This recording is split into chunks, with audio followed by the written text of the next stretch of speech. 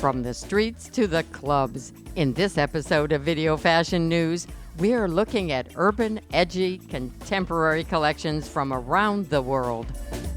Indonesian label Erigo X brings style for all to New York Fashion Week. It really can be worn by anybody because the whole concept is fashion for all, but they're not afraid of color, city, people, because we're also based in Jakarta. It's kind of the New York of Indonesia. Shoop debuts an edgy fall collection at Tokyo Fashion Week. Then, touchdown in Shanghai for Mark Gong's sophisticated New York-inspired runway.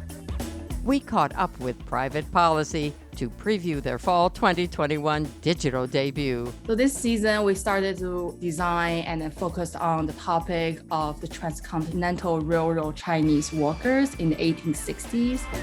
Plus, step into the Videofashion Archives to look back at some memorable collections from contemporary streetwear labels. Relive Shayne Oliver's last collection for Hood by Air before the influential brand took a 3-year hiatus. At shows like Hood by Air, I feel excited about being from New York. Shayne is a genius and just really brings the classic idea of downtown, like from the piers, from voguing, gay culture, urban culture, trans culture, and mixes it all up and puts a high fashion stamp on it. All that and more coming up on Video Fashion News.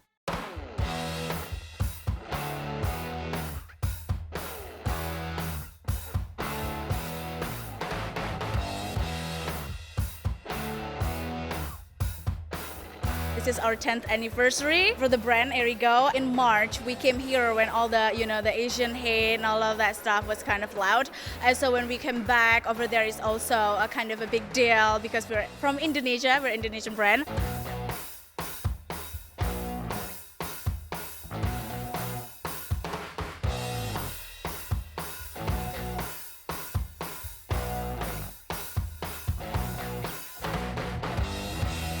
We want to do something different. We did a little advertising at Times Square, and so we started to think like, hey, why not we try to do New York Fashion Week?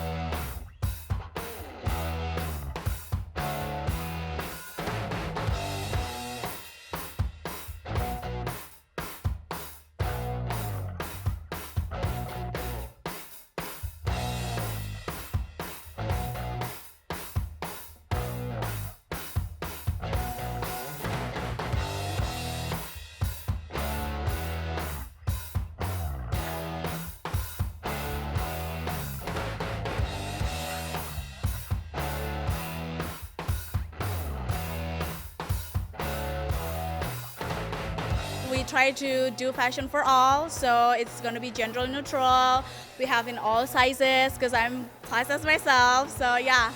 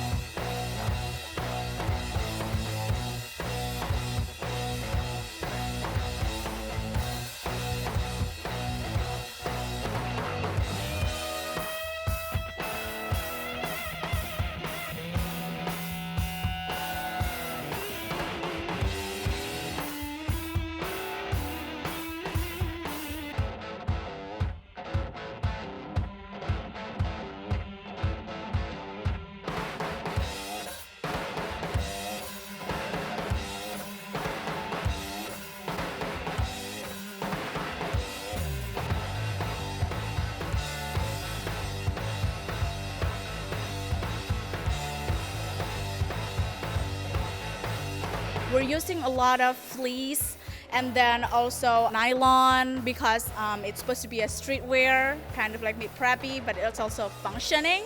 So lots of windbreaker, you will see jumpsuit, fun colors, and we use lots of ropes for our accessories to represent the strength of this brand that's been around for 10 years.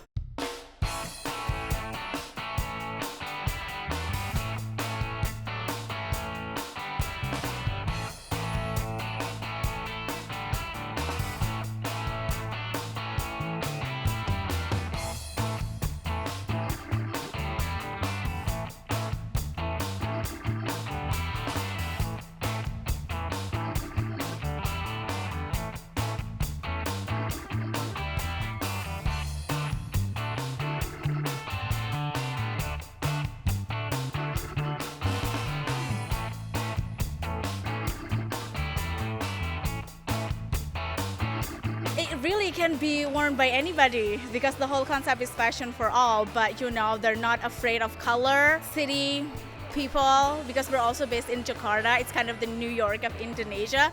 So yeah, but it's also very comfy. Like what I'm wearing right now is actually one of the capsule collection, not the show collection, but one of the capsule collection.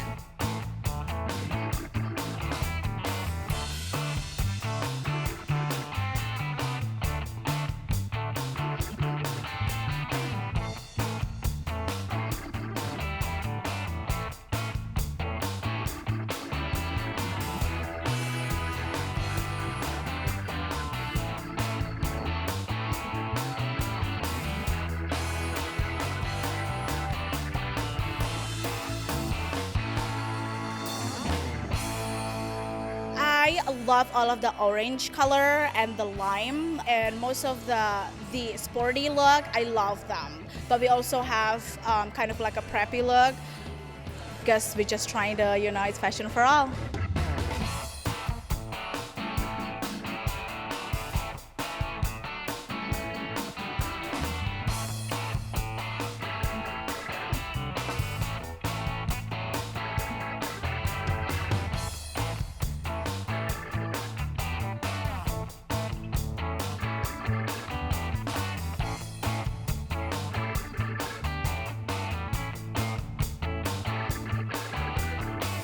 I want them to know that we're from Indonesia.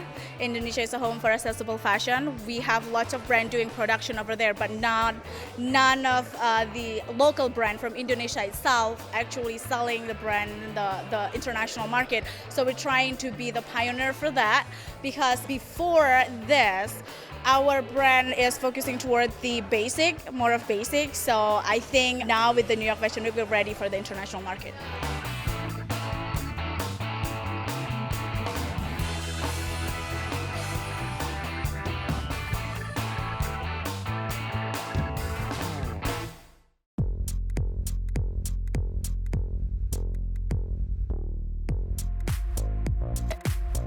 Tokyo and Madrid-based brand Shoop debuted their Fall 2021 collection during Tokyo Fashion Week.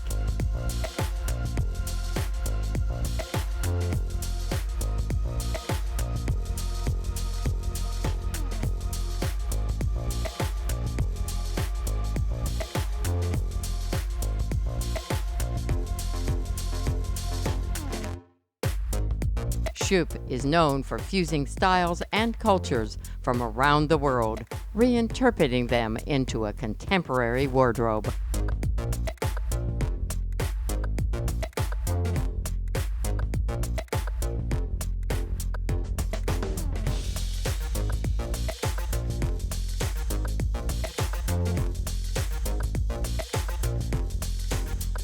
For Fall 2021, the brand pulled inspiration from the concept of transformation and the symbol of the butterfly.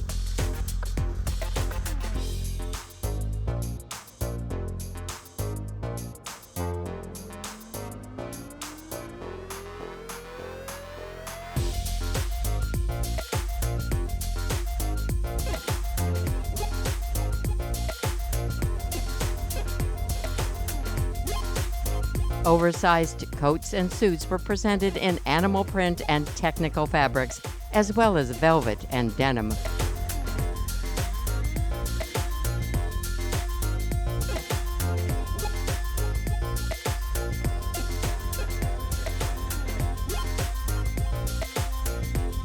Pieces were elevated with interesting cuts, openings, and zipper placement.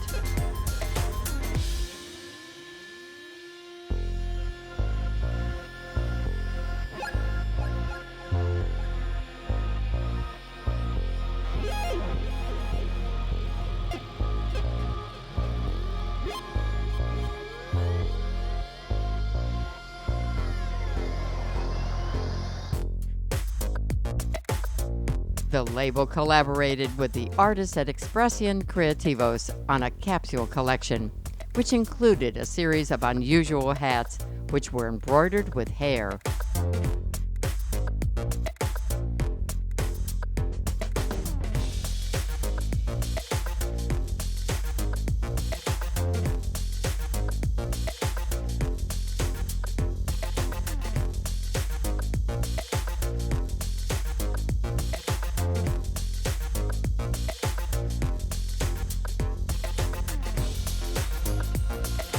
Shoop delivered a collection that brought the sophisticated and edgy point of view to contemporary urban dressing.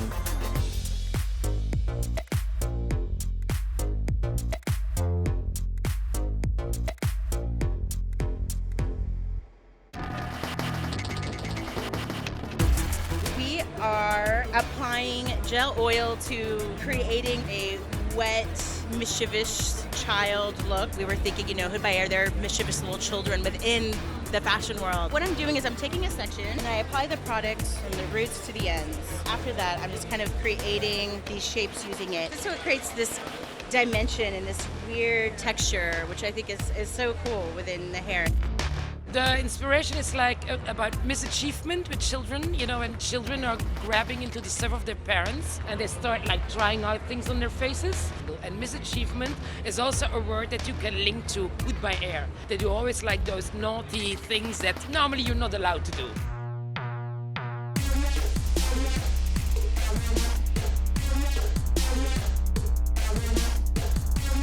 I always love Hood by Air, and to me, at shows like Hood by Air, I feel excited about being from New York and having about New York Fashion Week. And Hood by Air, sponsored by Pornhub. At Paper, we did a big collaboration with Grindr, so I love these worlds merging. Shayne is a genius and just really brings the classic idea of downtown, from the piers, from voguing, gay culture, urban culture, trans culture, and kind of mixes it all up and puts a high fashion stamp on it. It's one of those shows that editors like myself love to see because it gives us inspiration. It's not necessarily about wearable clothes. So maybe a person who's not involved in fashion might look at it and say, wow, that's crazy, no one can wear that, but that's kind of the point in a way for us. It's about seeing new kinds of silhouettes, new kinds of interpretations of clothes. I mean, the shoes are always crazy. They had the coming and going cowboy boots. So it's stuff that really kind of expands your mind and opens you up to all kinds of different directions to take things in a creative editorial way. There's a lot going on there. I was happy to see it on the runway, I was happy to see somebody asking questions. I was very interested in the whole Pornhub part of it, that sort of thing. There's just a lot to explore, right? I think that's always been fashion's, job, really, is to ask questions. And I mean, we like it when they're conceptual. The runway is one place where you really can do that. That's always been the tension on the runway. Is it for selling or is it for ideas? And can you do both? And when can you do those things together?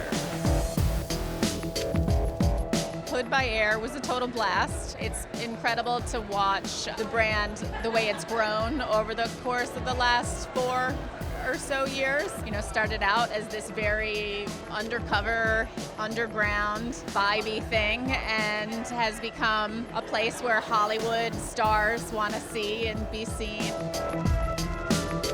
It's kind of crazy to see all the celebrities and, in just such a short time, it's gone from being a very underground, cool thing to being something that's globally recognized as a cool, important thing to see.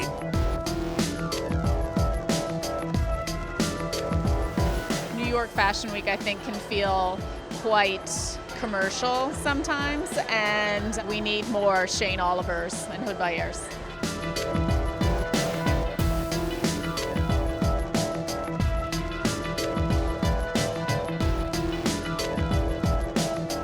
They haven't become commercial in any way, which I think is fabulous.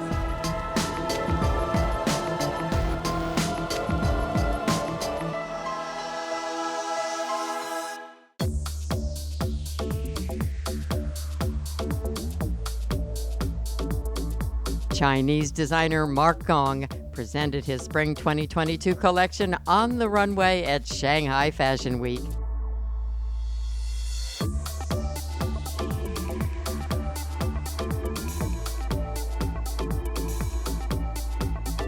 The runway was inspired by the idea of a young, independent woman living in New York City. Gong had the Lower East Side on his mind while designing the collection, as well as sunrises over Manhattan, New York's doorman buildings, and Carrie Bradshaw from Sex and the City.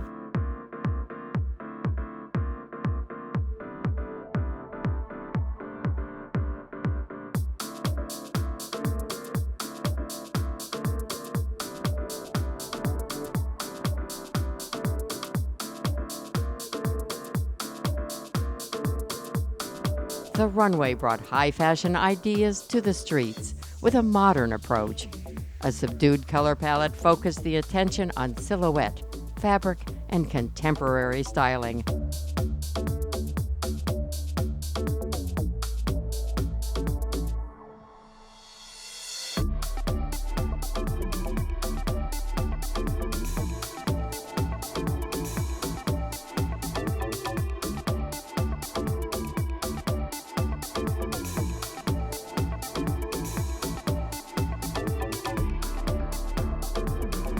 Separates were styled in confident, sexy, but unprovocative ways, such as a trench coat or jacket revealing a structured bra.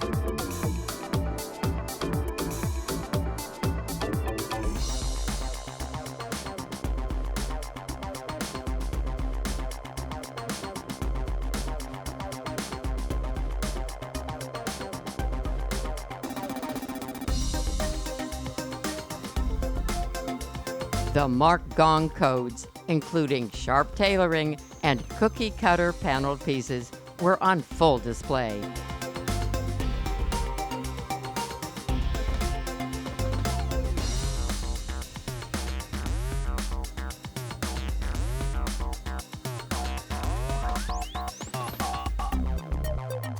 The designer employed a variety of elegant fabrics to craft the sophisticated urban collection.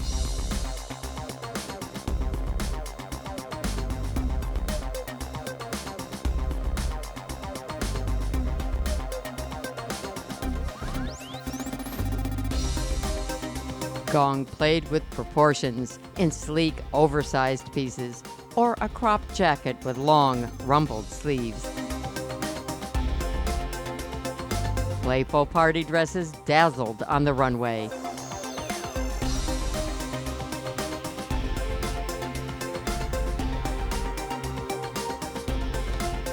It was easy to imagine Mark Gong's woman strutting down Park Avenue, ready to take on the city.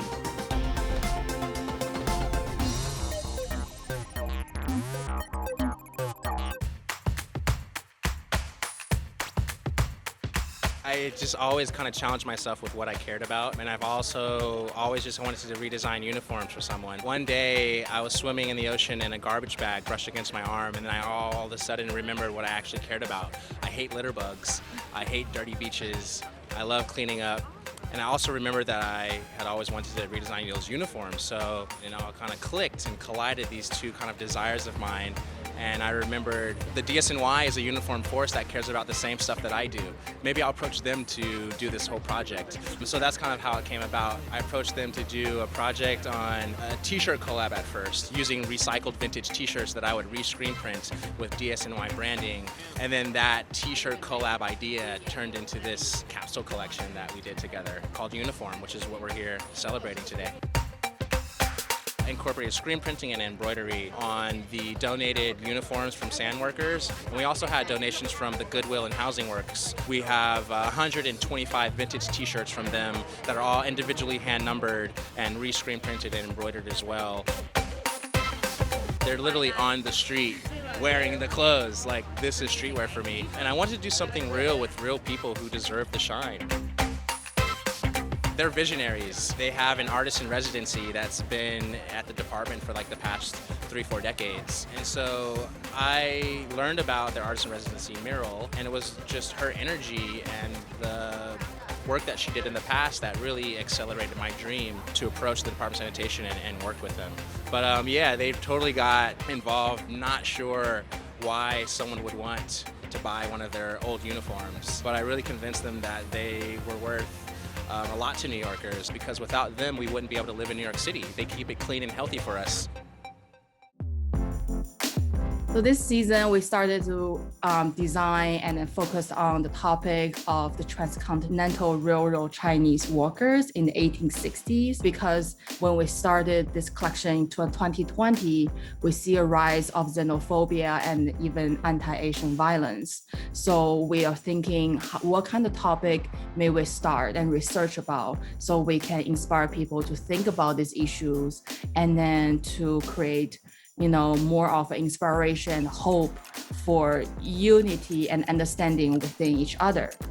So while we were looking back at Asian American history, we find these epic stories about the railroad workers who migrated from China to the west coast of America and built a railroad at a time, basically with no really much machinery, by their hands, through deserts, through mountains, through cliffs. And it was so impressive back then. Even today, we thought this is a great story.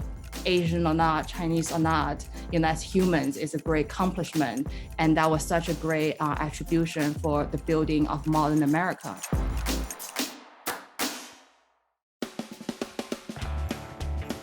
We call our collection Trinkets this season. So it's basically divided into two parts, the illusional American and the real American.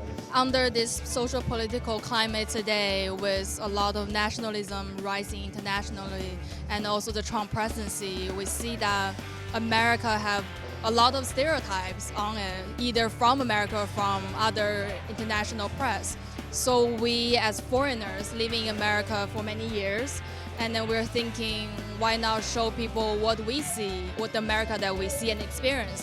And then also we expanded that not just us, but also other young people in New York and from different countries or different states of America to live in New York, how their American experience are. And then we combine that and we call the collection Trinkets because it's like, as us young people and foreigners, we collecting these bits and pieces from daily American life and then combine to this collection to express to the world, this is the America we experience and see. And then they can maybe learn something new or have a new feeling about America. You can see from the trench coat here, we made it from little plastic bags, so thank you bags that you will get from grocery shopping every single day. We also have this Rhinestone Stone t-shirt, which is very popular back in the 90s. We want to bring this back from everybody's impression of America rather than what people think about American today. I think we're a brand truly try to speak for the young people today who does not only like fashion and be on social media and be expressive, but also we care. We care about a lot of social political issues. We care about our own community, countries, internationally and globally. I think that's something we want our brand to speak for as well. That's a wrap on this episode of Video Fashion News. Tune in next time for another fashion experience.